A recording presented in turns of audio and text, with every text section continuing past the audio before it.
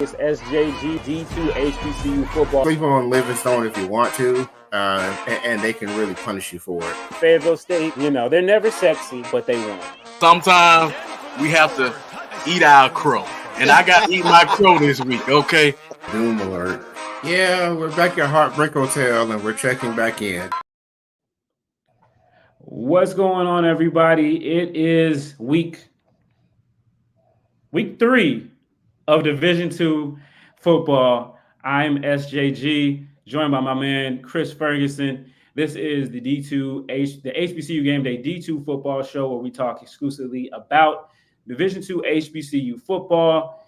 And yeah, we're now into conference play. The cross-conference play is over. We'll talk about that a little bit later, and we have a special guest for you. But before we hop on, Chris, how are you doing today, man? I'm doing all right. It's the middle of the week, so you're just trying to survive to the weekend and, slowly getting there. So always happy to talk about Division II football. It's one of the highlights of my week. Awesome. Yeah.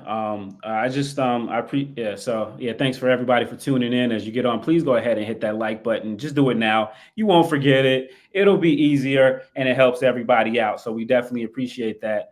On a somber note, I do, just want to take the time out to recognize that I lost my father last week. The day after our show, he passed away on Thursday suddenly. And so it was unexpected. And, obviously my family is devastated and, trying to, just kind of keep things going and get everything in order. Services will be this week. But, he was my father. His name was Stephen Dunlap. He was a big fan of what I did, even though I didn't really know it, how much of it until recently. And unfortunately, since he's passed, so it felt like it was only right for me to come on here and, talk and to do what I love to do. And I know he was happy to see me doing what I love to do. And, his memory will live on with me and my family and everyone that knows him. And so there'll be certain parts of the show you don't even know, but you're getting some Steve Dunlap. So with that being said, we'll, if you guys don't mind, we'll take a brief moment of silence. Kobe, you can throw up the graphic and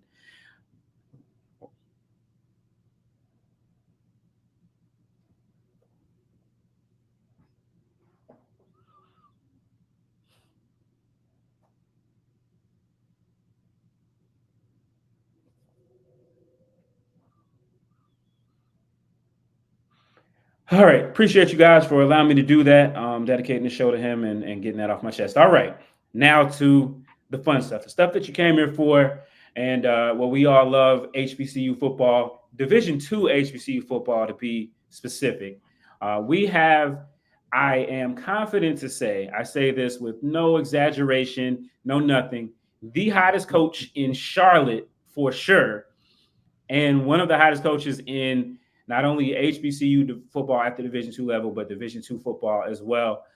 We have the head coach of Johnson C. Smith University, Golden Bulls, Maurice Flowers. He is joining us live in the middle of what is going to be a big week, what looks like the game of the week, and not only in the CIAA, but potentially in all of D2 HBCU football and maybe in Division II football, period.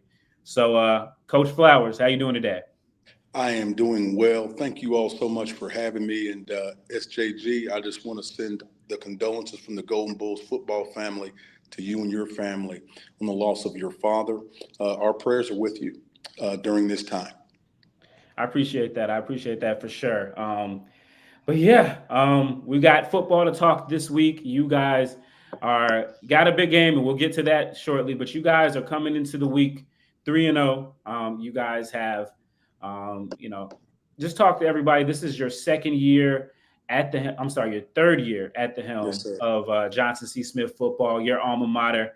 Last year, you guys had a 7-4 record, and really a standout year for you guys. Made it to the Florida Beach Bowl, and this year you guys seem to have picked right up where you left off.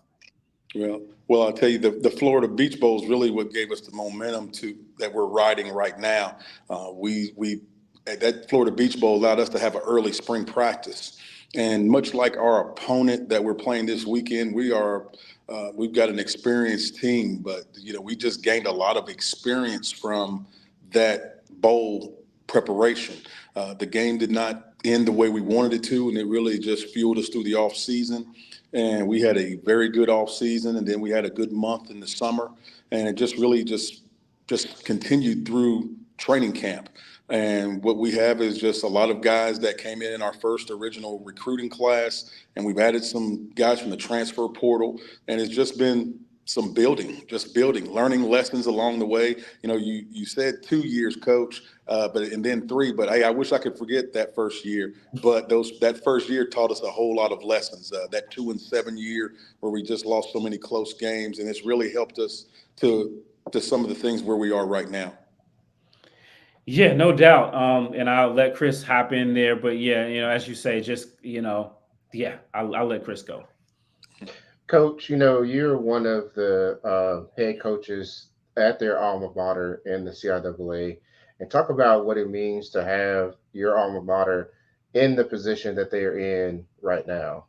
Well, I tell you, me being at my alma mater might be a little different from some others because while I've been at my alma mater, during my time, we didn't win a lot. There were some individual things, but not team success. And so having played at JCSU and then going on and becoming a high school coach and then a high school head coach and then getting in the college ranks, going back to the alma mater to do our best to try to make it a winner has been just at the front of my mind. So just glad to be doing it and taking those steps to do it. But it's tough, though. And now that you're in CIAA play, it's going to be even tougher. The CIAA is good. And what we did in the out-of-conference games, going 6-0 against the SIAC, that shows a little how much, I'd say, not just how good the conference has gotten, but really how the CIAA has improved. It's improved from top to bottom. Yeah, you guys have been doing it as my friend Wally Pitt, my partner Wally Pitt, his mini series Brick by Brick, and we've been able to he's been able to capture all the great footage and capture the story of what you guys are doing. But I don't think people understand this because I think as we get to some other points, you guys are one of the 2 first football programs in HBCU football. And it's been an upward battle for you guys, not only in your time, but just historically, you guys have the 1 CIAA title, had some teams that were competitive and kind of close and knocking on that door. It seems like right now you guys have a lot of buy-in from the university. How important is that into changing the narrative of Johnson C. Smith football and really building what you want to build? Well, that's where it starts. It starts with the administration. It can't happen without administration and a board of trustees that says, hey, we want to do different. As you mentioned, there's 1 football championship in Johnson C. Smith's history, and that's 1969. And there's been a lot of lean years. If you look at the statistics over the last 30 to 40 years, the average wins is pretty much 2.3 wins a season. And so that's just it's just incredible. But we have an administration now that says, hey, we want football to do well. Football is going to help fuel enrollment.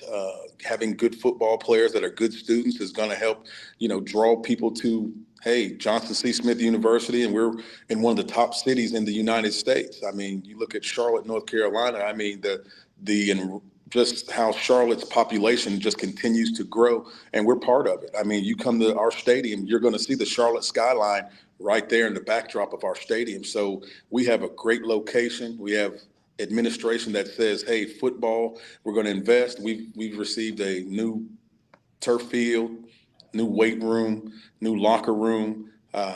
We were now near the maximum in scholarships at some of the top schools in the CIAA now. We got a few more extra full-time coaches, and all those things matter. And one of the things that I always will say is that there's no Cinderellas in football. Every once in a while in basketball, you'll have some teams get hot and things, and they win some games they're not supposed to, but that doesn't very often happen in football. I mean, if you have to be very, very strategic and intentional if you're going to win in football, because you have to have so much for a program to be successful. And that's why you just don't see too many teams just coming from out of the blue and sustaining some success in football. But I'm just so glad to be back in my alma mater, glad that they bought into football, and we're just going to try to continue to do our part. Let the church say amen. Let the church say amen. Chris, I'll let you go next. Well, the roster building that you've been doing over the last 3 years is very noticeable, because I know for as long as I've been watching CIAA football and watched John C. Smith, one of the issues has always been line play. Yes. And I'm just curious as to sort of what's been your philosophy when it comes to recruiting, because you've had a lot of success in that area. Yes. Well, first off, Jim, I'm a Charlottean. I went to middle school in Charlotte, high school in Charlotte, began my coaching career as a high school coach here in Charlotte. And then I became a high school head coach in not just Charlotte, but I went across the border to Chester High School. And we won a district championship, lost in the state championship game there. And so when I say Charlotte area, we talk 90 miles from the campus of Johnson C. Smith. And if you look at a lot of the top schools, regardless of the level, FBS, FCS, you're going to see there's a lot of Charlotte metro area guys. There's some guys from the Charlotte metro area on those teams. And so what that means is we're a hotbed for recruiting. And so if you look at our roster, that was the first thing that I wanted to do, because I have relationships with high school head coaches in this area. And just there's so many guys that are from this area that go off and maybe they're not happy. But there's so many guys that didn't know Johnson C. Smith might be a good option.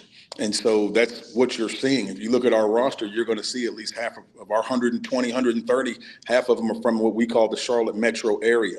And then, of course, the two states that are always going to be near the top in recruiting is Georgia and Florida. And you'll see that we have a number of folks from Georgia and Florida on our roster. And we have a number of coaches on our staff that have lived in those areas, coached and recruited in those areas. So our roster, that's been our philosophy, is to, if you want to get butts in seats and you want to also get good football players, let's recruit our area. And that's what we've done. And you look at a lot of young men, part of our pitch also is the city of Charlotte. You get a great degree from Johnson C. Smith University, and whatever you're majoring in, it's here in Charlotte. It's here for you in the city of Charlotte. Internships to basically get ready to start your career before you graduate. So when you just add all of those things there, it's like, why not Johnson C. Smith University? It was very hard to recruit here before. I'm just so glad that the university has decided this, because the locker room that we had on campus, it was the same locker room that I used when I was in school here. Okay, the weight room attached to the gym. You couldn't get more than 20 people in there. That was the weight room that I lifted in. So just so glad that so many things have changed, and I'm just glad that we have a great plan that we're putting together. And also I can't leave this out. Academics has really been our driving force. When we took over the grade point average, you can always, when you look at a team that's winning, look at their GPA. And that's something we've done for the last 5 to 8 years, is you look at the teams that compete in the national championship, in the FBS and the FCS level, normally their GPA is at 3.0, normally half the team at around 3.0. And that's where we had to get to. And so you look at our last, after football season, the fall semester of 23, we had 42 young men with a 3.0 or better. After the spring semester, we had 60 young men with a 3.0 or better. So those are the things that are really taking us to the next level, is we're being strong academically. Yeah, no, great insight there. And like you said, I think it's great. I think, Johnson C. Smith being serious about football is something that I think it's good for the CIAA. Like you said, being in that spotlight, being there in that area, and it makes other programs, down the road, have to do more with what they have too. So I think it kind of raises, it raises the floor and raises the ball and everything. What are you laughing about, man? You Rams, man. You Rams. We know what you was talking about. Now, how did y'all know I wasn't talking about Livingstone? How did y'all know I wasn't talking?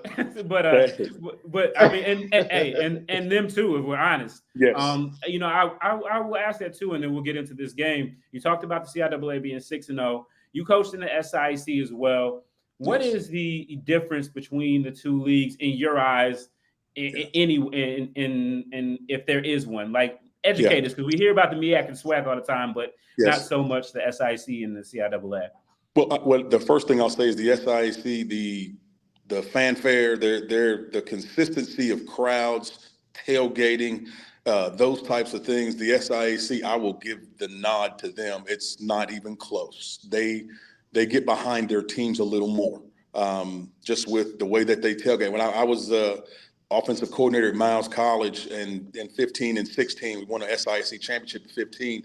But when it's homecoming, or if it's a big home game on Wednesday, those RVs start pulling up. Okay, and I played at Tuskegee for homecoming when Miles went there. It's just unbelievable atmospheres. And then the CIAA, the schools that would rival that would be Winston-Salem State, Virginia Union, of course, and Virginia State. But there's we have some ways to go to catch the SIAC when it comes to support and backing, when it comes to the fans, and all the tailgating and the things before that they are really ahead there. But when it comes to on the football field, the CIAA doesn't take a backseat to anybody. And guys, you all know this is what you all do, and appreciate all of what you do for Division II football, HBCU football. You all give a great platform to promote us.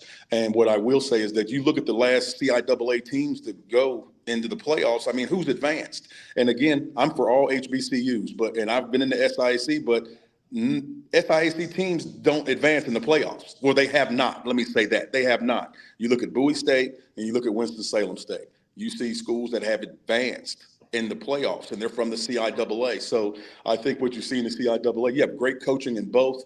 But hey, I graduated from a CIAA school, and I'm proud to say that, hey, CIAA football, I'm going to say it's better than the SIAC.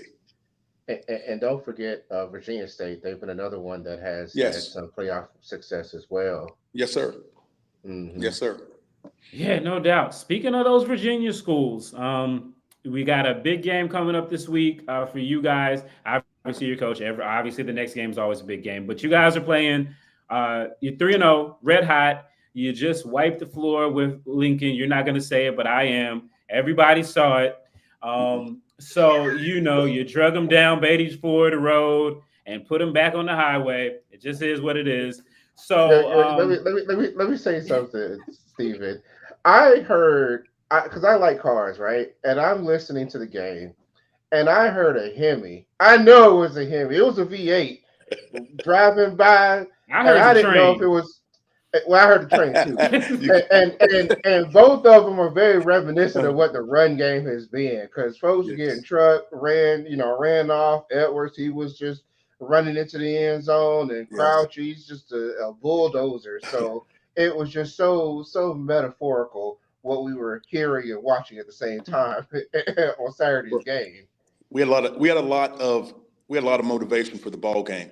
The motivation was in our first year. Lincoln, they beat us. It was grass field. Our first year, the field was grass, and they beat us on that field with a walk-off field goal. That was one of our 6 losses by less than 1 score, and it was a 3-2-1 kick it and game over. And so we had that. Every game is circled, as you said, it's a big game, but that one right there, it meant a lot to us. Our first home game every year is the Eddie McGirt Classic. Eddie McGirt, coach at Johnson C. Smith, that won that one championship and did so much for the university. And so they beat us on our field in the Eddie McGirt Classic. And so when we were able to schedule them, when they came up, it was our time to prepare for them. It was a very, very, very big game for us, and we had a lot of emotion riding on it. And it was we played well. Very proud of our guys. Yeah, no doubt about it. Now, Michael Jones, come on now, come on, man. You know the coach is not gonna. You know better than to ask the coach what they think the score is gonna be. But that's our question. They're going to tell you if they win by 1 point, they'll be happy. But seriously, Saturday, big matchup. You guys are taking on the defending CIAA champion, Virginia Union, another CIAA school coached by one of its own, and Dr. Alvin Parker. Just talk about that game. It's going to be a big one Saturday night under the lights.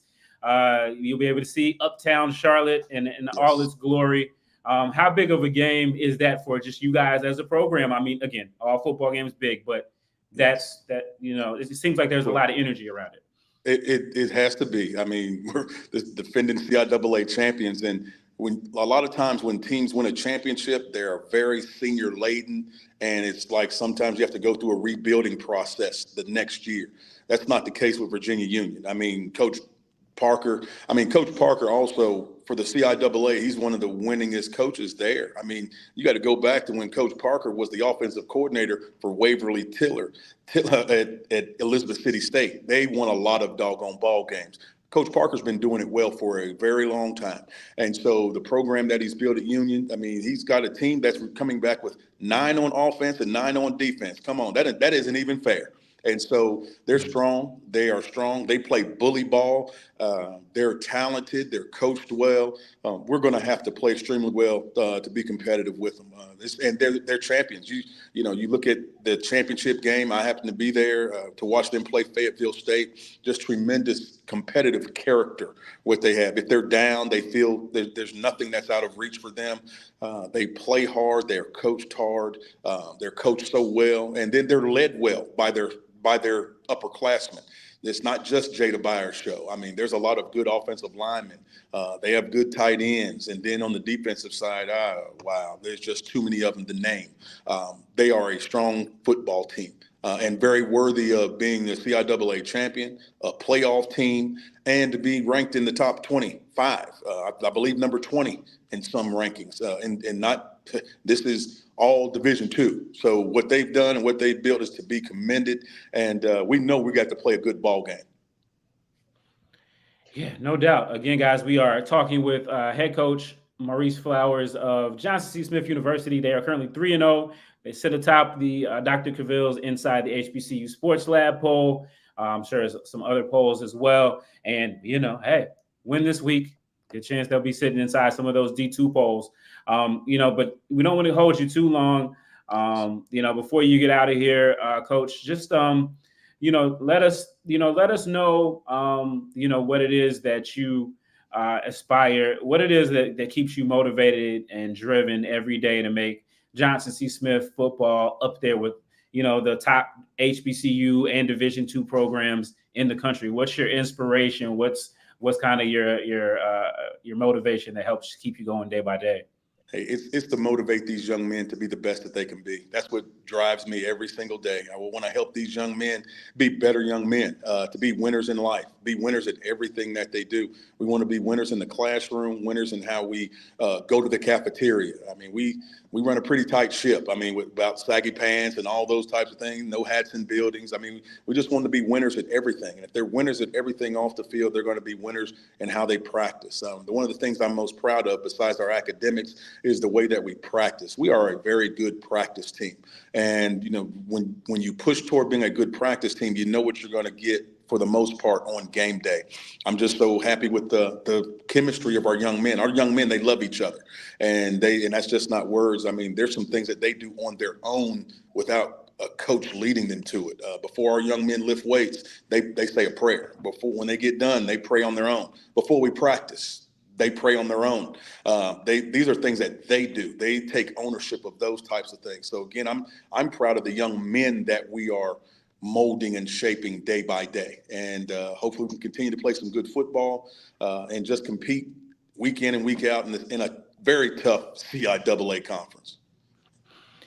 Yeah, I know I said one question, but I kind of got so this is actually not on me. This is on our guy Chris Clark from Ada Raleigh, who does a great job covering the HBCUs up there. He says, talk to us a little bit about mixing your D1 transfers in with the guys you guys brought in, because you guys have a mix. You guys have some guys from some big places that seem to have bought into being what you guys are selling down there. Yes, sir. That's a great question. Well, our program is built off of competition. We don't guarantee anyone anything. You have to earn everything. Nothing is given. And that's the same. We'll talk about Kavars Crouch, who came in, highly touted. At one time was the #1 player in the country.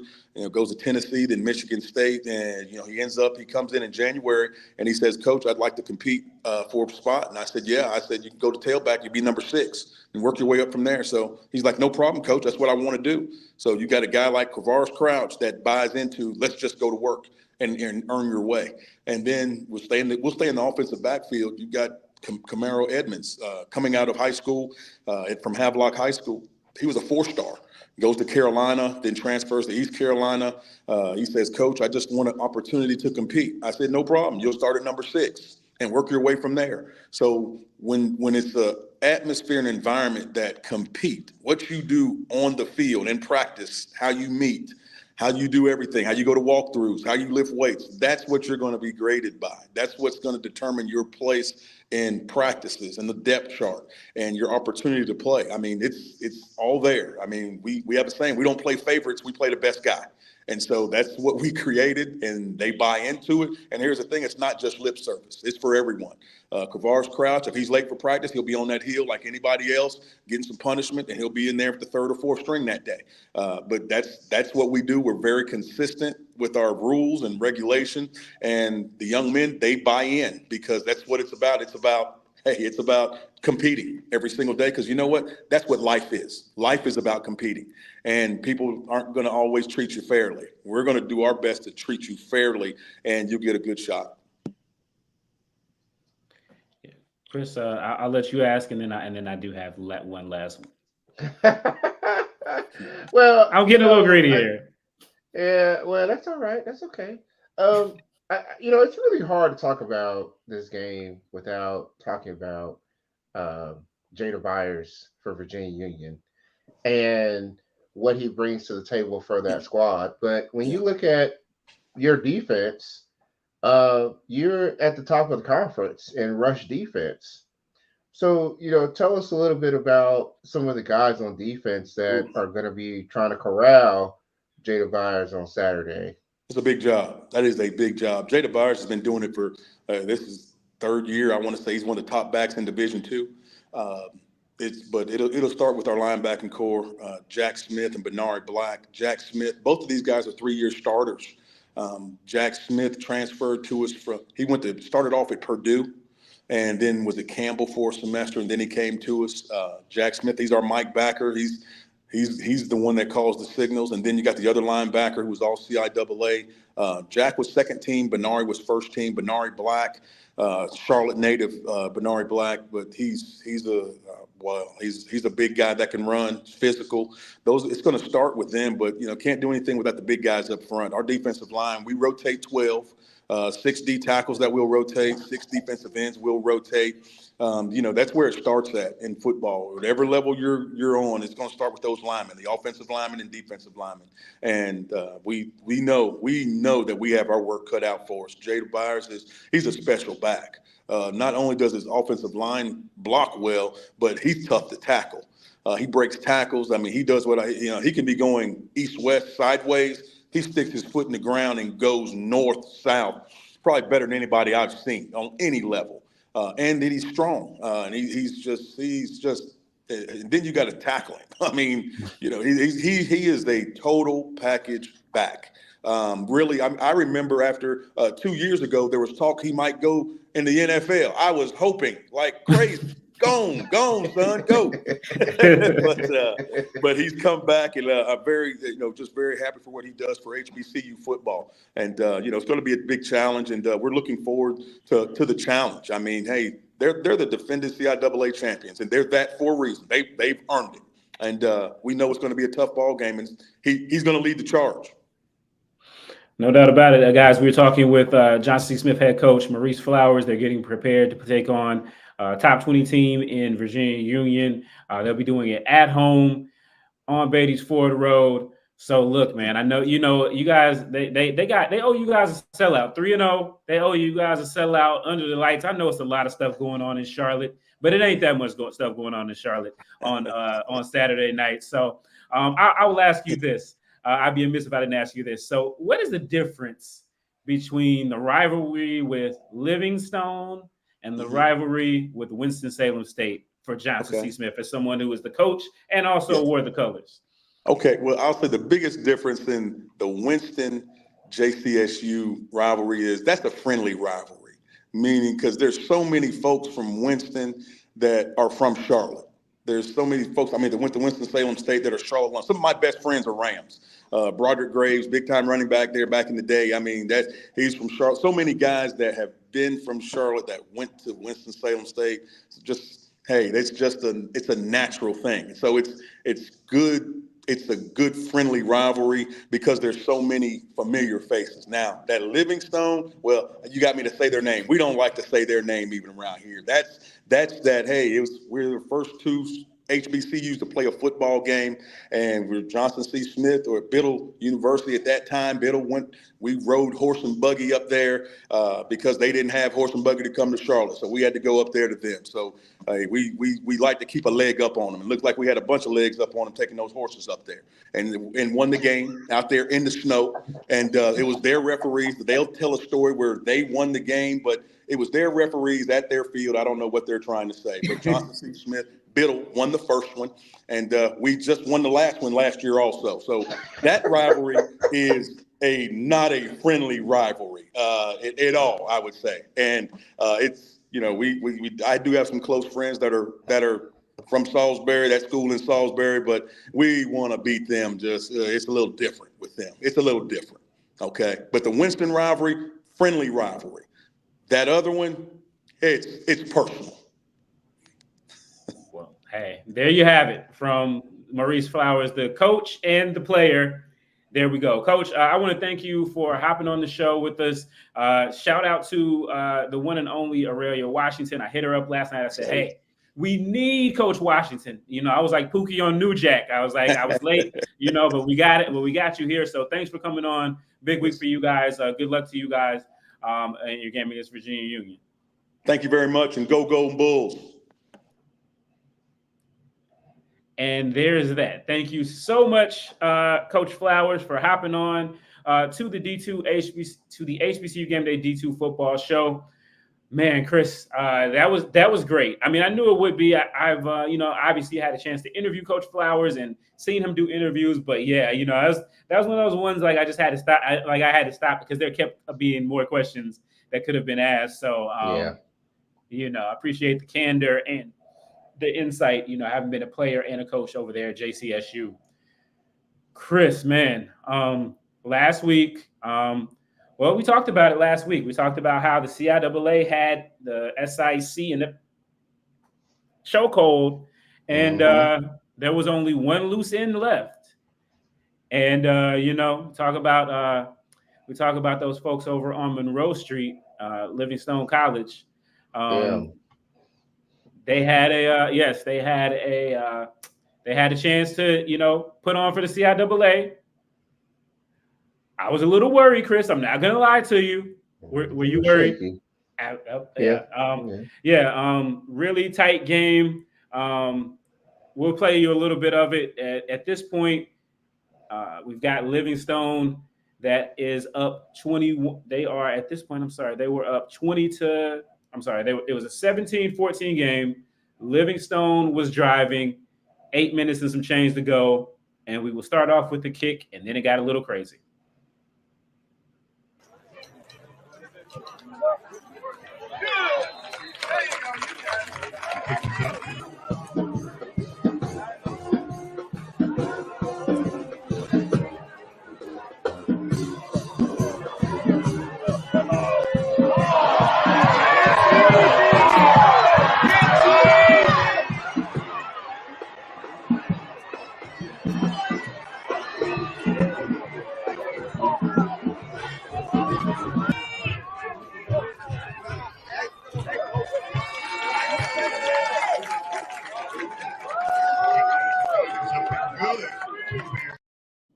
All right, so guys, there was no play-by-play for that. There was no clock. They kind of left us hanging over there. Yeah, they did. Yeah. So basically what you saw, it was 17-14. Livingstone kicks a field goal. That kicker that they have. We'll see Zapata, man. Zapata. He's a bad mother. Oh, He's a bad Zapata. Shut your mouth. He took care of business, got them up only by 6, and then they get a 98-yard kick return. I don't know if you guys saw because the camera was having a little trouble, a little swan dive into the end zone. He seemed like a blur on the camera, and it looked like that was in real life. So then Livingstone finds himself down 21-20 under 8 minutes to go. It was a little bit over 8 minutes to go. They managed to put a drive together, get a field goal, and another bad Zaputa shut your mouth field goal, and they were able to finish things out for the CIAA. 6-0, Chris, 6-0. So, Chris, again, you've been covering the CIAA for all of these years. We know there's always, again, the perception the CIAA is the basketball school conference, the SIC is the football conference. And, there have been years where the record has favored the SIAC schools. But, again, this year, I think, again, as you say, up and down the CIAA, they really left, no doubt. yeah, I would say that when you look at the number of teams that played the SIC, I mean, where was Livingstone in the preseason ranking? Like 9? And they go in and take down a team that has a lot going for itself in Allen, even though they're kind of rebuilding a little bit. And Shaw was down there as well, and they upset their top. So I mean, just up and down, the CIAA is showing just a lot of strength, and it doesn't matter who they're playing. It's pretty remarkable to see, because yeah, you would say the SIC might be more of the football league than the CIAA, but just like Coach Flowers just mentioned, like the most recent wins in outside of HBCU world in the playoffs have been CIAA teams. So I mean, it's kind of like it's kind of the MEAC and SWAC thing all over again. Yeah, it's definitely given that, no doubt about that. Yeah, but you were about to say. No, I was just gonna say that, like, the CIAA has definitely done a lot of upgrading out across the board, and it really shows on the field. And it's not just against the SIC, but you look at some of the wins that they were able to get. One which we'll talk about soon, but Fayetteville State, UC Pembroke, Elizabeth City, Wichita State. We'll talk about that. Virginia State. All the nine of the 11 schools left out of conference play with a Division II win. Like, they scheduled well, and they won the games that they should win. That says a lot about where this conference has come as a whole, and that's great to see. Yeah, I think really great points. And guys, please hit those like buttons. We've got a good number of folks in the chat and live, and we definitely appreciate you all. I think that you're totally right. When I think about the CIAA, you think about, I don't know, and I know people are going to say this is Winston centric, but it is what it is.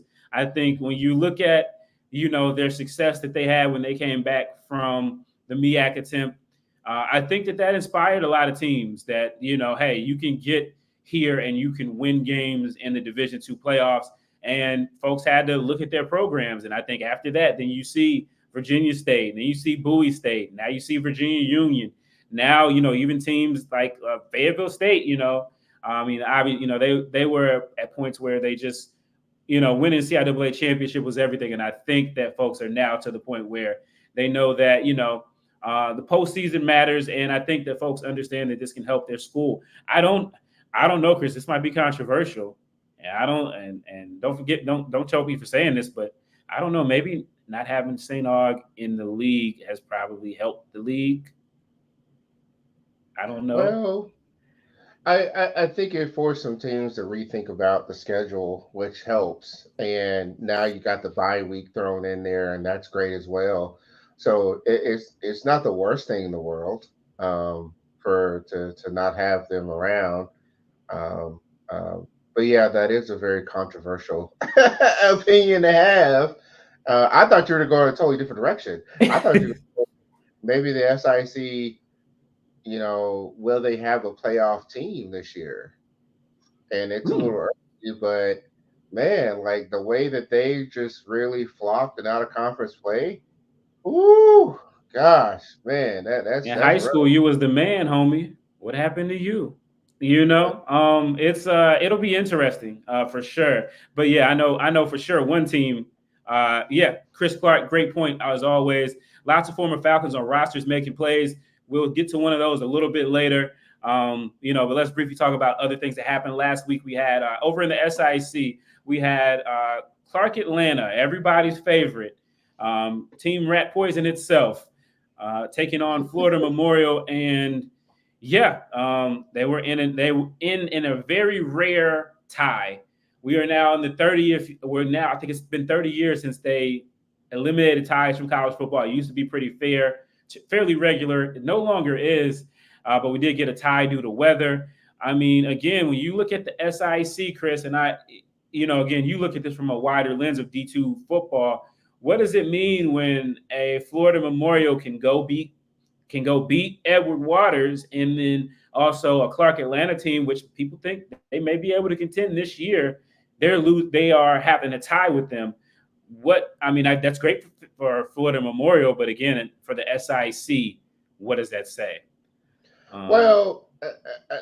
There's one thing to think about though. The NAIA, this is not as rare as you think, because if you look at like let's just start with Alabama A&M, right? They struggle to get past the NAIA school. Connell. We're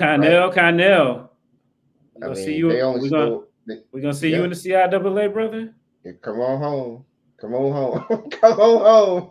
We only won by like 8, right?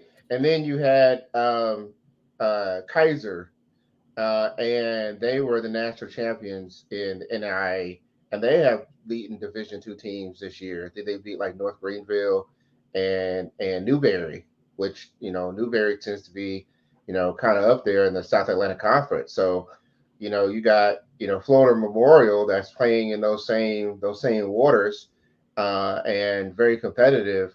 I don't think it's with them going against a Clark Atlanta. Like, it's not great to see that happening, but it's also not surprising. I think with Clark, what you are kind of seeing though is that they got some work to do on defense. That's for sure. So who needs defense when you're in Atlanta and you got vibes, man? Who needs who needs that? All right. Bowie State Davenport. So you and I talked about this game last week, and yes. I've been waiting for this moment. I've been waiting for this. Where is he? Oh, where is he? Breaking down the Bulldogs. What's up, buddy? What's up? He's broken. He's broken. Yeah, no. Right you guys were, and did I knock my earphones out? Can you guys hear me? Yeah. No, I can't hear you. Hold on, let's see what happens. Can you guys hear me? Yeah. I can't hear you. All right. Well, Steven got really excited about what happened here.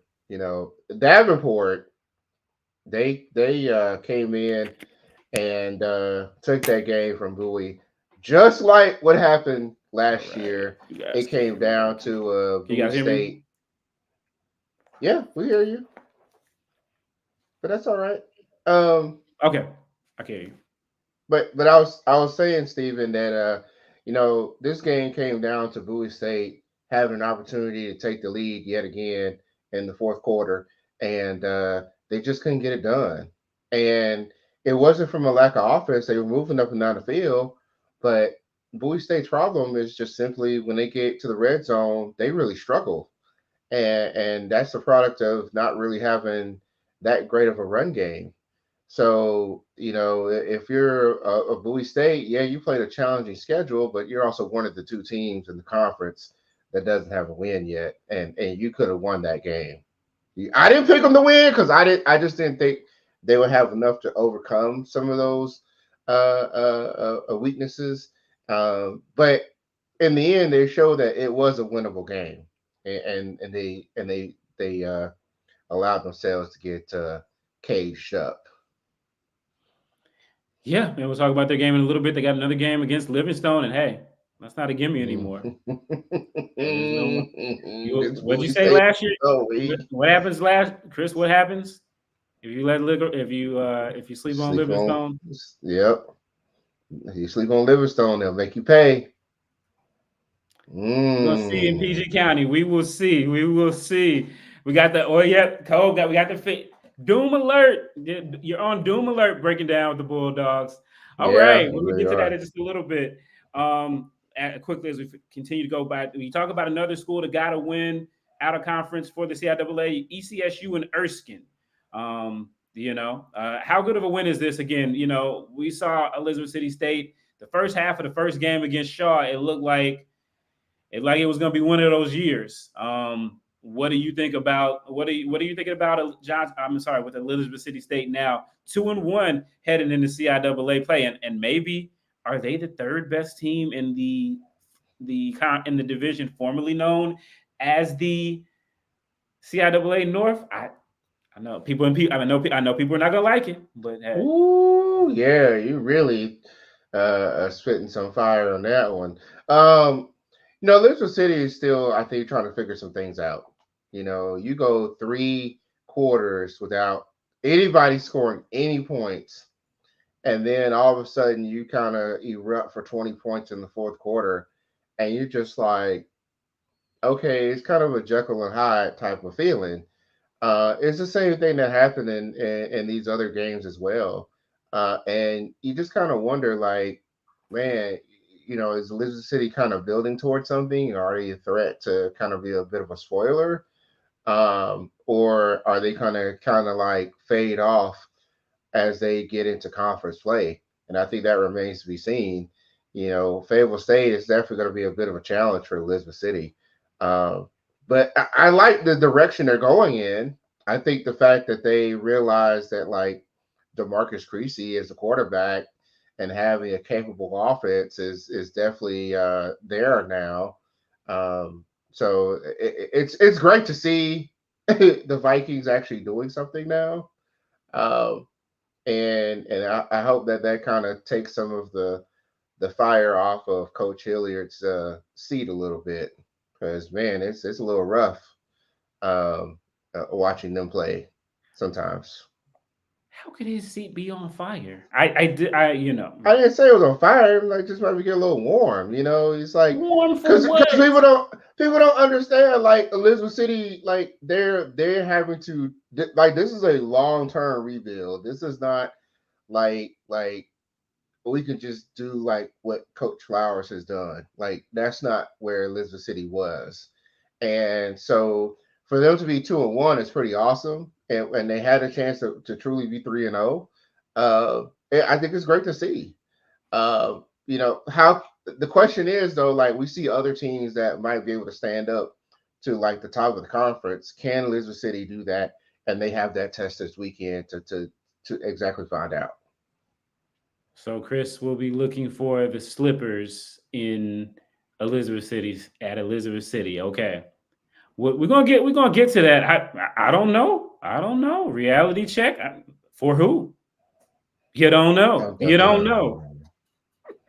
All right. Let's see. And then last game from last week that we'll highlight. Winston-Salem State taking on ODU. Now, Chris, last week you set out a doom alert for the other ODU, Ohio Dominican. And the Rams, they proved you right, man. But Chris, I was there. It was, it was beautiful. Kobe, you go ahead and roll the highlights from that WSSU game. The defense was beautiful. Now, there was a couple things that we'll talk about a little bit later, but we'll roll that clip from last week in basket. Set to kick, snap, place, hold. And it's got blocked. And it's blocked. And the Rams go into the locker room with a 10-0 lead as the end of the Agent Kim Bates State Farm second quarter. rhythm at the end of that first half. High snap, and they blocked it. The So kick is blocked. tie ball game. Rams have picked it up, can run it out of the end zone. No Kick snap. is up. Got It's it good. up, and It is no good. No good. No good. Rams send 4. Gallu over the middle, picked off. Intercepted. The Rams. Yes, Tightly sir. tackled. That's the 3rd interception of the night. Hester, Right up the middle, he's going to center the ball. and he will be. He did with a touchdown. Touchdown. Game is over. Game is over. Hester wins the football. Yeah, man, what a night under the lights at Bowman Gray. In the words of B-Dot, you got to believe in Bowman Gray. Look, man, that was a game. B-Dot had the stadium in prayer, literally. There was prayer, there was gospel songs, there was they called them the Ramsesters. They got their names written in the Rams Book of Life, all that good stuff, man. But from Winston-Salem State really showed its mettle once again for the 3rd straight week, really. Other than the fact that they kept getting burned deep for most of the second half, but they managed to keep themselves into the game. And then the kicking game of Ohio Dominican wasn't. I mean, it was a pretty intense atmosphere over there at Bowman Gray. And then for the 2nd week in a row, you get into overtime. So again, being there in the stadium, it was great. It was electric game. Night games at Bowman Gray are always fun. What was your takeaway from watching that game during the evening? And we did see a former St. Aug player, Jupe Austin, really have a really great game. Well, if you're Winston State, you can't continue to keep settling for field goals. Like, this game should have been 28-0 at the half, and they ended up at 10. And it's just like, man, like, what is the issue? I mean, it feels like the Bowie State problem, but they have a more capable running game. So I don't really understand, what some of the play calling is. I think some of it just maybe the shotgun. You're running the shotgun inside the 5. That's not a good feeling to see. Maybe run a pistol or something like that. So that was an issue for me. And I think, Ohio Dominican really found something when they started going to the short, quick game, because the Rams were blitzing a lot, and they kept, burning the Rams, and Winston just kept playing with their food. I mean, that's what this was. This game shouldn't have been that close. It just really should not have been. And hats off to Ohio Dominican. They made this a game. They had an opportunity to win it, and ways we have seen Winston lose games in the past, field goal right at the end of the game. It's like, oh man, we've seen this before. And fortunately for the Rams, the credit card declined. They did not get to check in the Heartbreak Hotel, and they went down to like the Marriott or something instead. So man, it's just it was so up and down. It was all over the place. There's a lot that they got to work on going into Virginia State. Yeah, Chris, I would echo all of that. There seemed to be the first time they went for their first field goal, Chris, they were literally this far away from the end zone. And I know it's early, but it's like, if they don't get it, trust your defense. It seemed like, do you trust your team? And I feel like for me, a lot of things, not only just in this game, and not only with WSSU, it seems like a lot. It's like, do you trust your team? Do you trust your offense to get this much? Do you trust them to do that? Do you trust your defense to not let them go 99 yards? You know what I mean? Yeah. And I take the points, but it was in person. What were they gonna do? I mean, just don't fumble the ball. Don't lose 45 yards. You're gonna kick. You take the points and then you kick off to them, and then they start at the 35. I don't know. I heard Coach Massey the week before talk about how how against A&T there was a point where they went for it and he felt like they should have ran the ball, and it just kind of seemed like that deep. Coach Flowers, he's an offensive coach. You know what I mean? And there's a lot of defensive coaches in the CIAA, and it's kind of that defensive mentality. Hey, just take the 3 points and the defense, and then there it is. But hey, a win's a win. They're 2-1. They are over 500 for the first time in the Massey era at WSSU. So, and they got to go to Virginia State this weekend. So we will see what's what. So that was womp womp what? I mean, as long as they keep the lights on this time, we won't even go there. Let's go there. Let's do it. Yeah, the last time they definitely turned the lights out. Anyway, okay. So, Kobe, I don't know if you're able to pull up the Massey ratings. If not, it's okay. But we'll talk about this week's slate of games. We got a couple games we're going to look at. So, Chris, let's talk tomorrow, actually, Thursday. Edward Waters and Benedict. So Edward Waters has suffered 2 losses in a row after, playing a fairly close game in some instances with Morehouse. This is a team last year that everybody felt was on the up and up. They're taking on a Benedict team that comes in with, taking its share of lumps so far under their new head coach. What's your feeling about this game? These seems like these are 2 teams that are, I don't know if you want to say desperate at this point for a win, but if it was desperate for a win, they would both be desperate for a win, especially Benedict. Yeah, I mean, I would just say that you kind of have this situation of offense versus defense. Edward Waters has a relatively decent defense, and Benedict has the horsepower. But the other side for both teams is kind of this huge question mark as to who can really step up. And so, man, it's I think the loser of this game is definitely going to have hit that alarm button because it ain't looking too hard for the rest of the season. So I like Benedict in this game. I do think that they're going to get on track finally against Edward Waters. I think Edward Waters has just lost too much to kind of have a repeat of the season that they had last year. Okay, good stuff. Good stuff. I see. Blue Jacket Life says the AD of Savannah State isn't happy with the direction of the football team, gents. Hey, it's they had a little spark when they started back in D2, but now they're not. They don't have, the spark is gone. Interesting how that program changed and all that stuff. But over in that, we'll keep it in the SIAC, Chris. Speaking of Savannah State, they are taking on Tuskegee. Tuskegee is 0-2. They did lose to Johnson C. Smith in the Red Tails Classic. Got beat at their own classic. Not fun.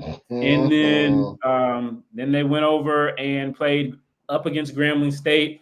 And, they were getting to take it to them pretty good at a certain point, and they were able to come back.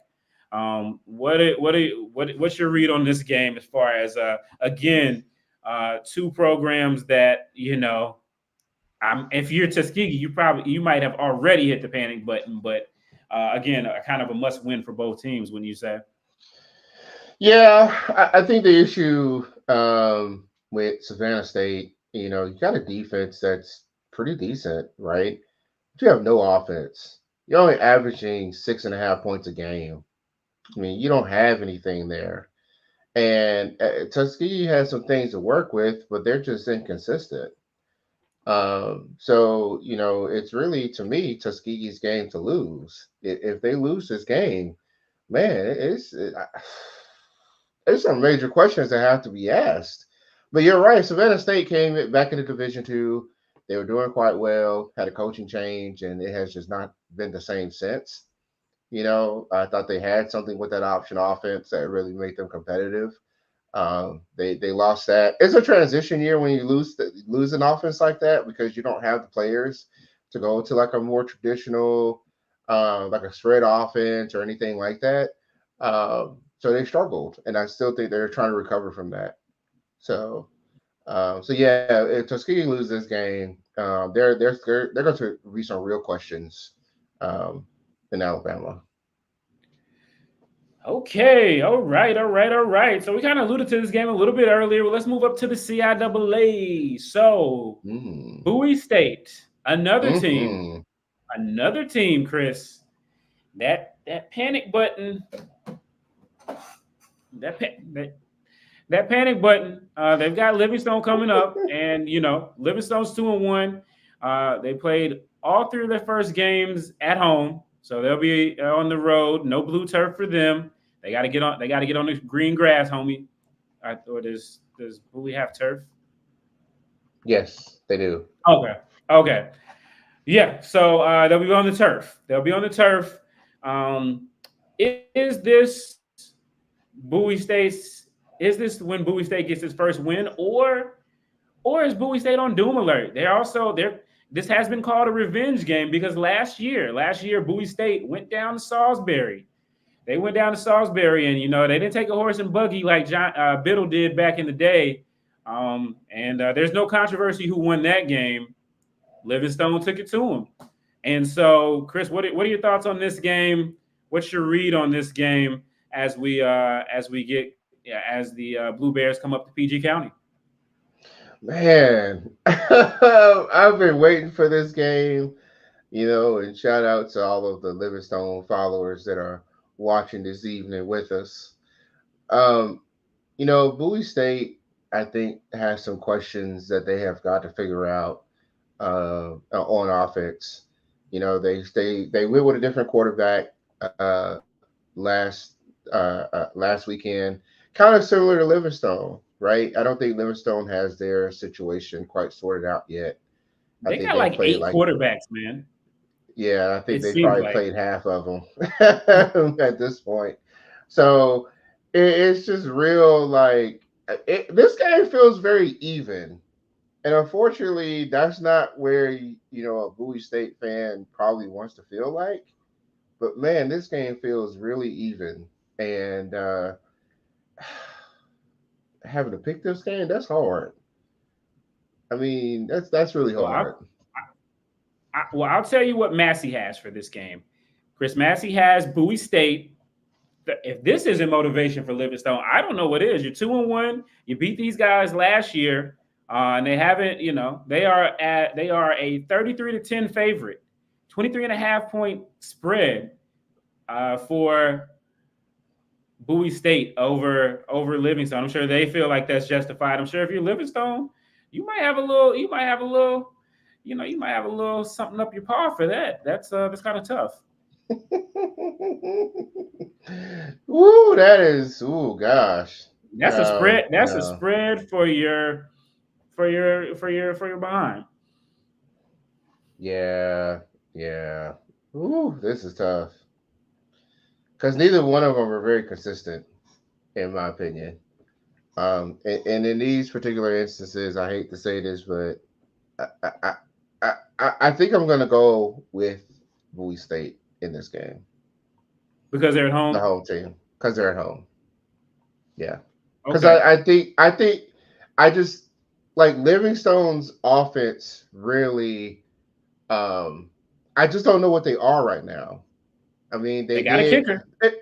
they got a kick. Well, so does Bowie State. Wahadza came back from Morgan, and he was really good when he was at Bowie State as well. The one thing that's really promising with Livingstone is their run game, and they actually got a running back that rushed for over 100 yards, and I can't remember the last time I've seen that. Um, but man, I want to pick Livingstone. I do, but I think that Bowie's going to rebound in this game. I really do. Well, there you have it. There you have it. As I was talking about the Massey ratings, we also have for the games that we already mentioned. Let's see. They had Savannah State. Ah, man, they have Tuskegee as a 6.5 point favorite over Savannah State, 27-20.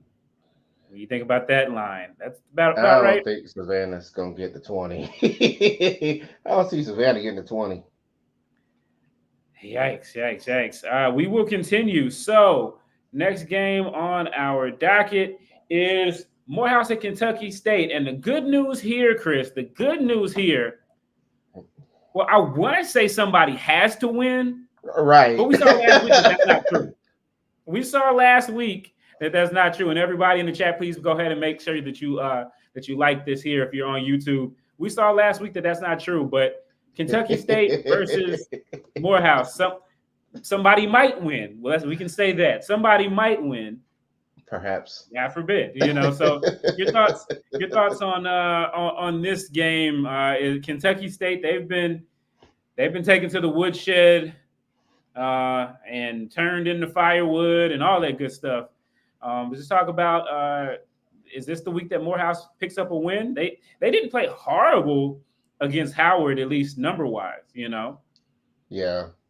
I mean, I was looking something up about Kentucky State. I'm trying to think, like, how many points has Kentucky State scored this year? 14. Yeah, and 14. Kobe, our producer, he did get a chance to see Morehouse on last week against Howard. He said they look good against their third string. I mean, one smaller group of smart guys versus another group of a smaller group of smart guys. So, the Nerd Bowl goes to the D1 team. We will. I think if I am reading this correctly, we have, what does Massey have for this game? Who does the all-seeing, knowing Massey have there? They have Kentucky. They have, Chris, this is interesting. This might be, I don't know if either of these teams are going to score this many points. They have Morehouse as a 27-24 favorite, 3.5-point favorite over Kentucky State. Do you like either of these teams to score that many points? How many points? 27, which, Morehouse scored 21 last week. 27-24. They are playing Kentucky State. No. Look, listen. Morehouse is last in the SIC in rushing yards, 18 yards a game rushing. And Kentucky State is the worst in the SIC in rushing defense. I mean, 280 yards a game. So something has to give there, and is it giving it a different way? Like, well, Morehouse doesn't have a Jada Byers. Well, no, but I mean, that rushing defense for Kentucky State is not that great. I mean, it's just not. And I mean, yeah, I like Morehouse in this game. I think they've shown a little bit more promise. I think Kentucky State is there's a lot of work that has to be done there. I don't really think that they know what they want to do. You don't think the thoroughbreds have the horses? They're not very thorough. Well, there we go. Let's continue. As guys, please make sure you like the stream. Appreciate everybody for coming in. Please leave your comments. Let us know what you think about these games.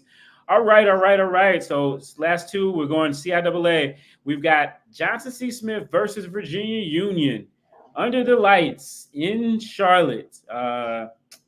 Eddie McGirt Stadium, the Golden Bull. JCSU is 3-0. We just had a great conversation with Coach Flowers, but every team that they played doesn't have a win. And they're playing a Virginia Union team that's really good, defending CIAA champions. They are at home. Chris, what's your feeling about this game? Is this one of the games that will alter the CIAA championship race? Is this a CIAA championship, an early indicator or an early altering? When we look back in November, we'll say this was separation.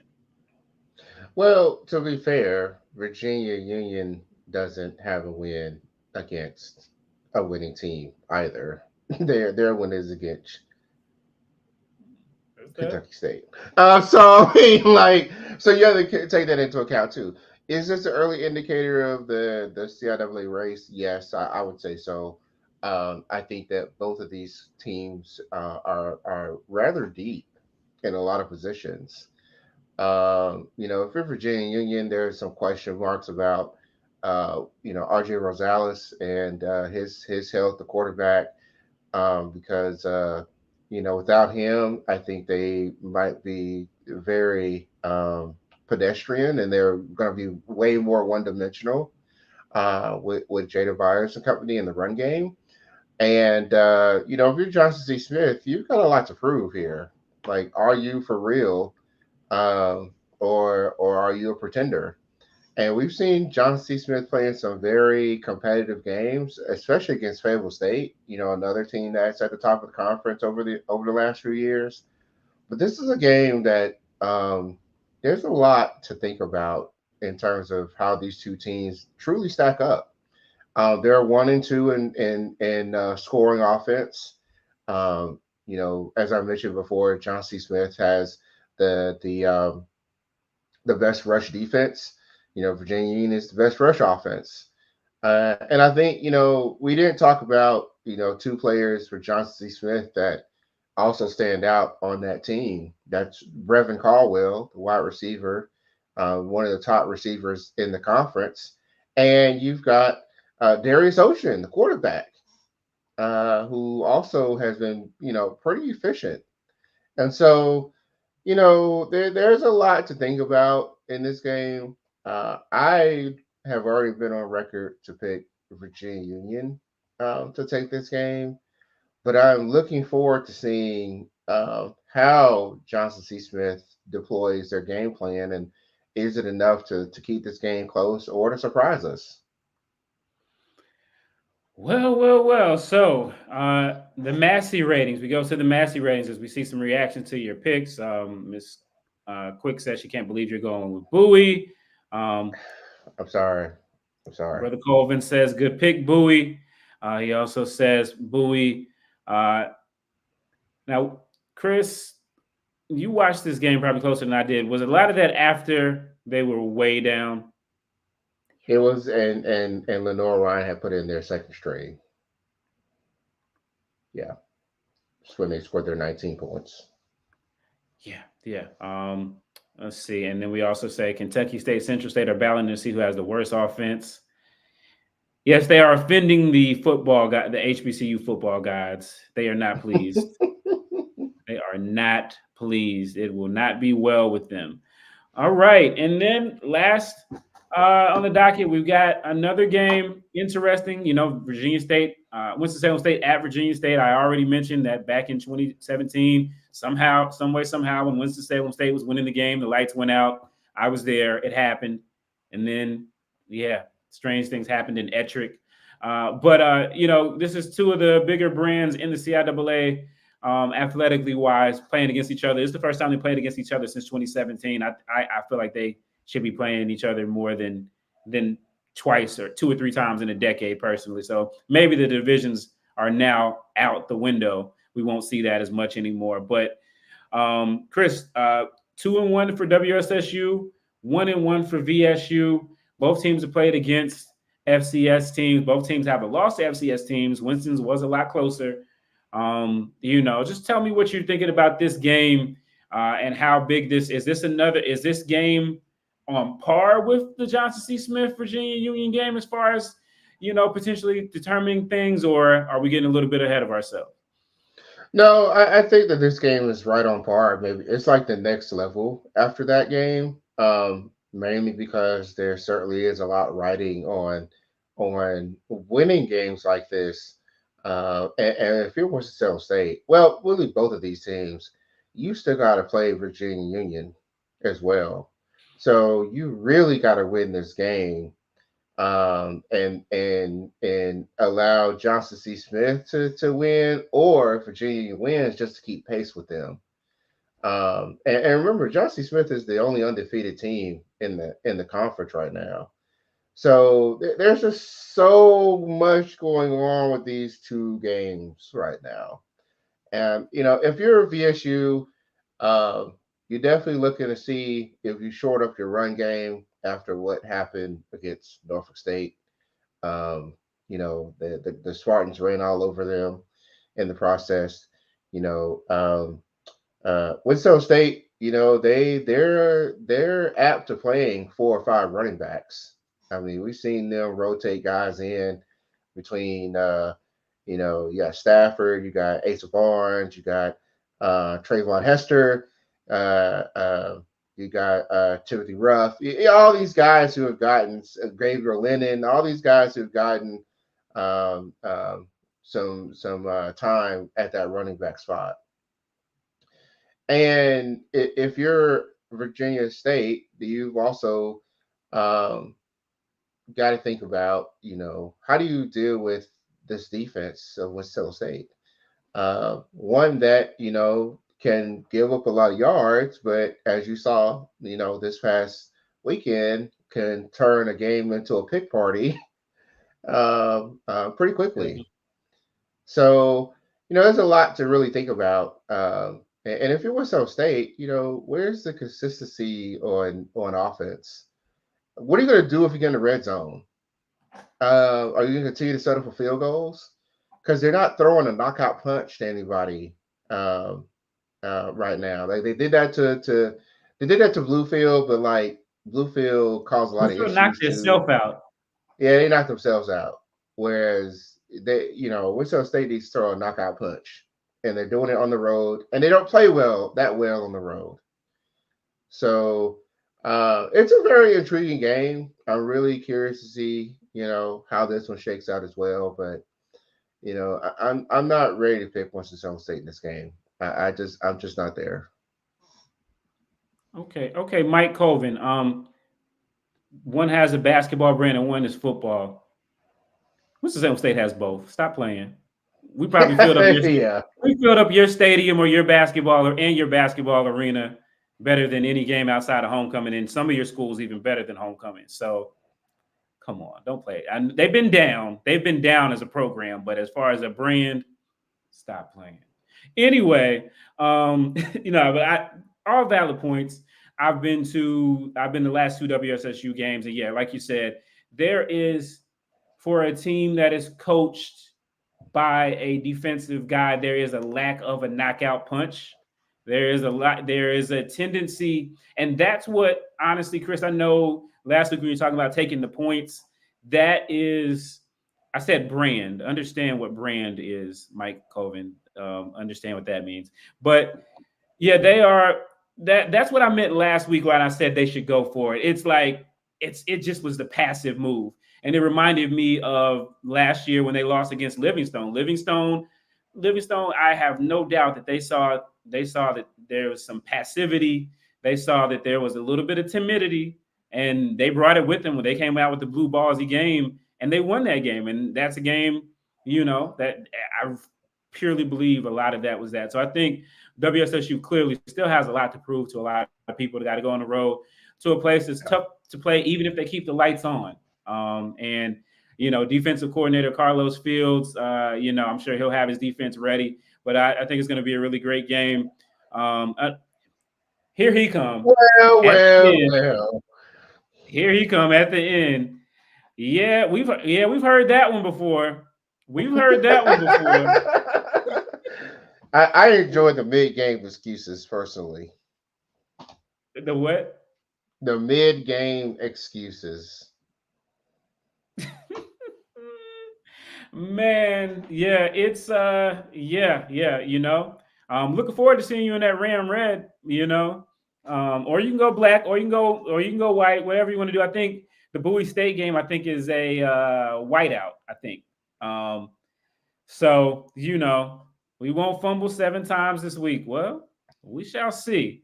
The Blue Bears are coming up there with bad intentions, and we'll see what's what.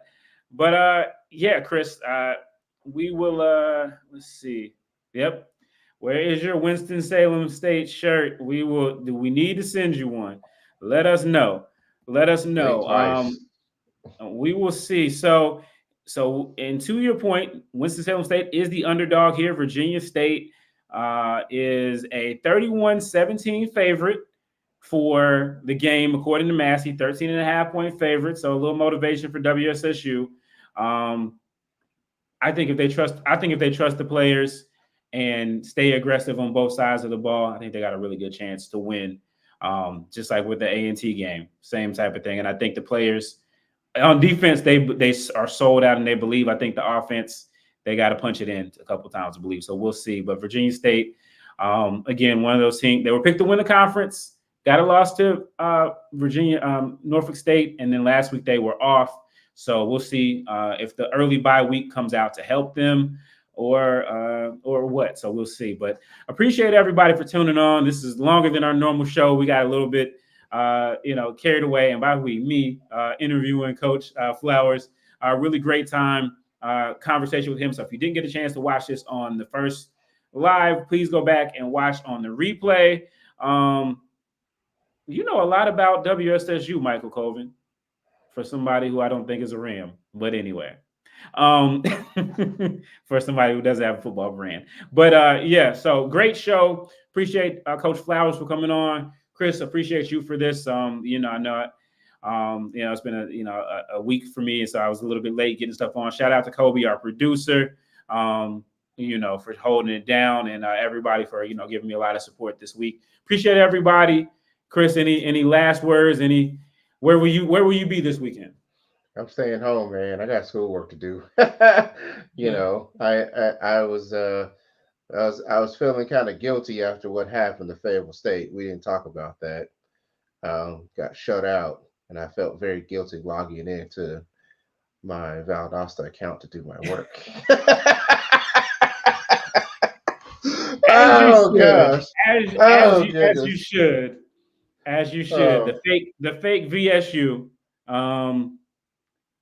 No, we didn't pick against you, man. I actually picked Bowie State to win, but I don't know. Maybe I need to change our. But wait a minute. So he didn't pick against you. Maybe is that a little bit of insecurity on whether or not you guys are going to win? Because you were really confident last year.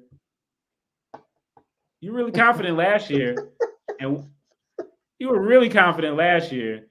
Hey, I'm going to hear it one way or the other from the Livingstone crowd or from him. I'm going to hear it anyway. So I'm really looking forward to next week.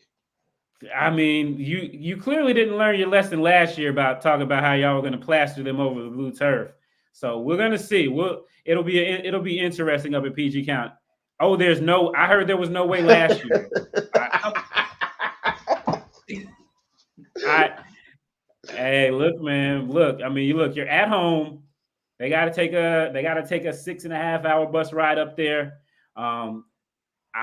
If you don't win, I'm gonna be curious as to what's happening this game. I don't know that. Yeah, you can't say they blended into the field here as they do on Monroe Street. So there's that. But anyway, it's been fun. Again, Kobe, thank you for. Wait a minute. Steven, let's go. Okay. Okay. Chris has homework. So we're gonna cut this short. But bring the smoke. We shall see. Excuses. All right. And Kobe, take us away, and we'll catch you guys on the next one. Appreciate everybody for rocking with us. It's SJG D2 HBCU football. Sleep on Livingstone if you want to, and they can really punish you for it. Fayetteville State, they're never sexy, but they won. Sometimes we have to eat our crow, and I got to eat my crow this week, okay? Doom alert. Yeah, we're back at Heartbreak Hotel, and we're